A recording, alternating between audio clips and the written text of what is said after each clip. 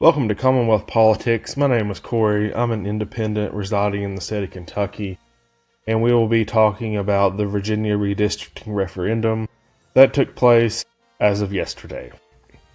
So, as you are seeing on your screen right now, it did pass. I don't think anybody thought it wouldn't pass. I do think some people thought it would pass by more, but I'm not surprised by this margin of victory. Over towards my state of Kentucky, which is right over here, you can see a lot of the rural counties heavily voted against this referendum. And then you see up near DC, heavily in the favor. And then more in the swingy areas, like in Virginia Beach, very, very close, 1.2%. And then outside of Richmond here, you can see it's 63-37, 51-49, 53-47. So I don't think this was the best bet for Virginia in the long term, but that's what they voted for, and that is what has happened. I will tell you that I thought this race was going to come down to 3 to 6%, personally, before the polls even closed.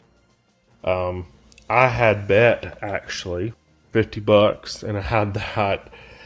If I had not gotten scared and pulled out on Kalshi, I would have made $300. It is now currently at 3%. And as you see now, this is the current betting markets as this moment.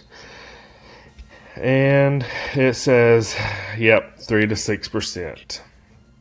I got scared and put 0 to 3 and pulled out. And actually at the time, a lot of people were doing 6 to 9. But yeah, I did not expect the North DC area to actually turn out as well as they did, but they did. And nevertheless, my original 3 to 6 margin did pan out.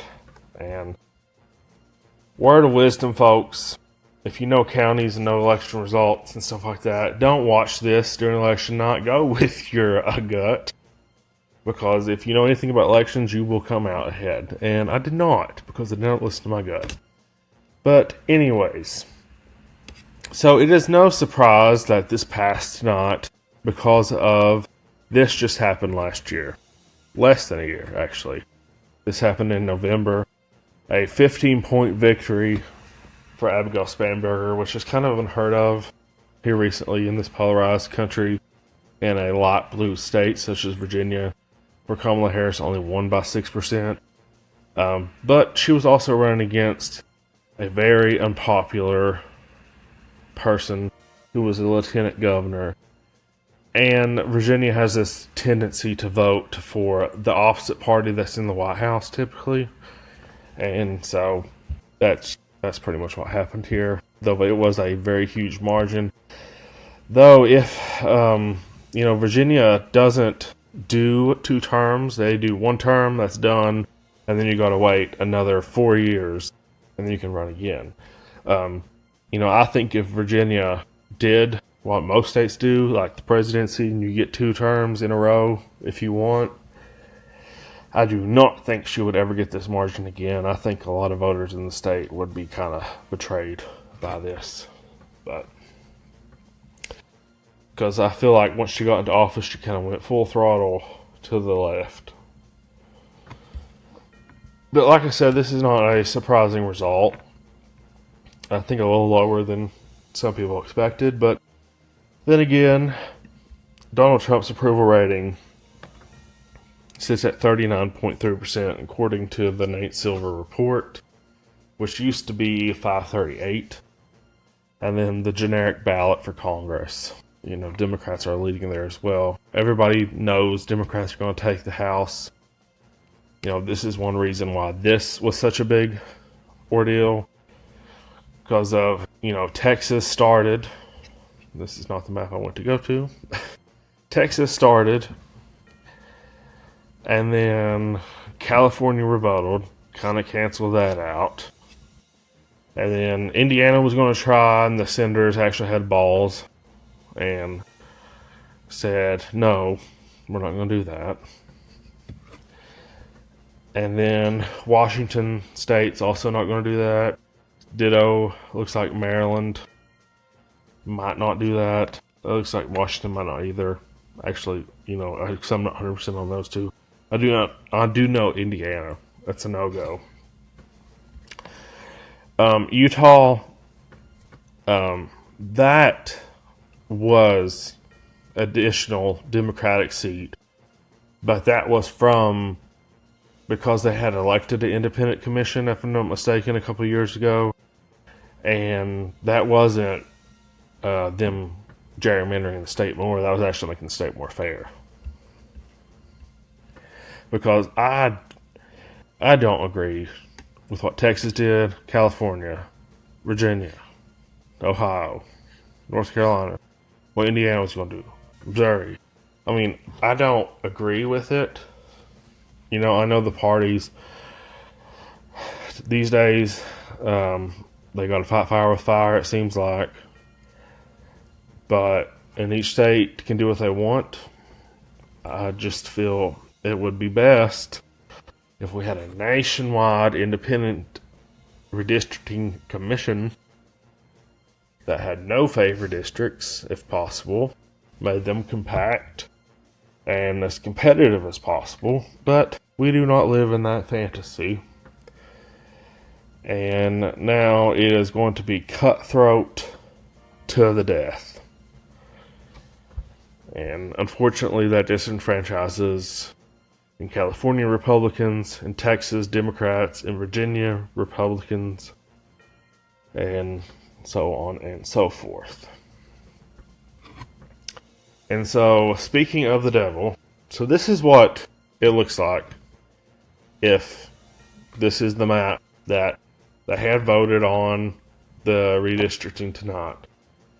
In the western part of the state, West Virginia, not this state, but that part of the state, would be the only solid or leaning Republican district based off of the 2024 presidential election.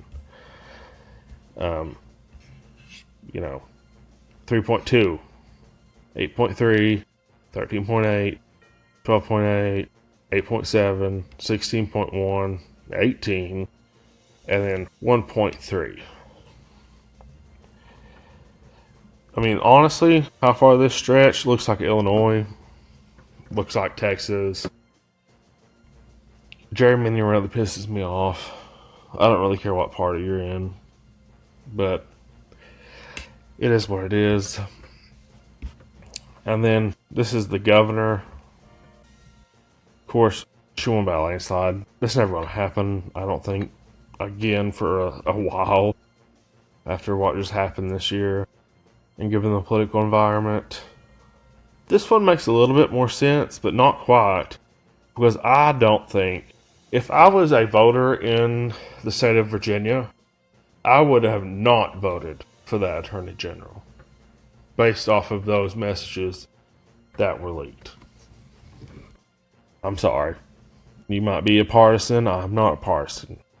But that alone in itself, just nope. And I was watching it on election night because I knew Abigail was going to win, and I knew Democrats were going to pretty much sweep the state, but I was hoping and crossing and praying that he was going to lose, and yeah, the wave took him. He made it.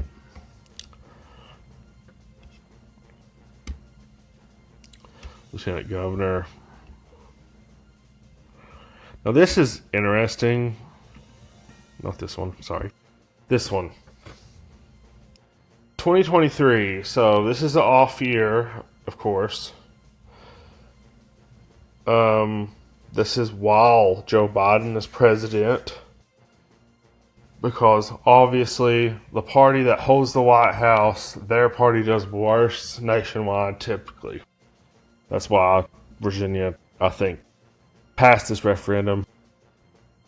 I think had there been a Democratic president who started this shenanigan, Virginia wouldn't have passed this tonight. And I stand by that.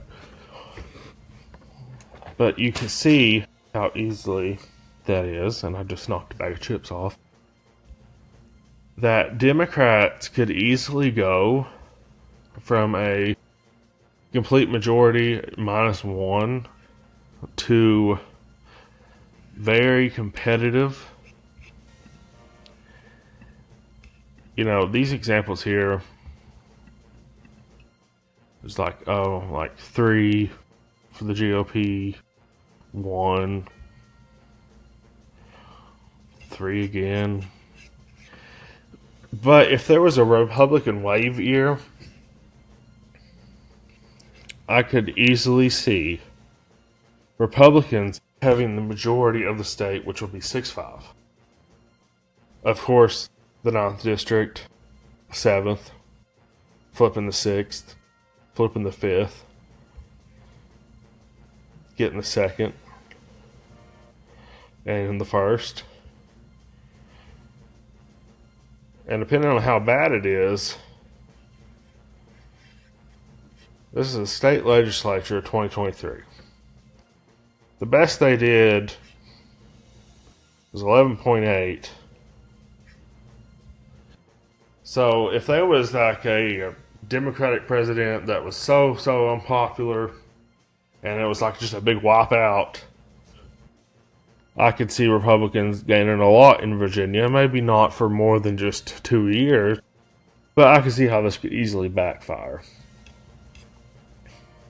So, but I think overall, I mean, all this stuff is just going to continue to lead from the bipartisanship at the executive level and the legislative level, as far as in DC, is going to continue to trickle down to the state level. And the days of, you know, libertarians, blue dog Democrats, independents, even though they might be registered as a Republican Democrat and serve, those days, I think, are going to continue to come to an end from the top down as states do this stuff, because it's going to get to the point where you can only be one party and run. Like, I'm sorry, there is no reason people in this area of Virginia should have a Republican representative. Or at least it should be competitive combined with, you know, Charlottesville, which I'm pretty sure is right here. Yes. Like, there's just no reason. But that's just how it is. So, Virginia passed it last night. We continue this plunge into severe bipartisanship in this country. Though this battle was kicked off by the president, Democrats are taking it to full force, Republicans are trying to take it to full force, and the rest of us are just sitting here and suffering. So, there you go. God bless America. Happy 250 years.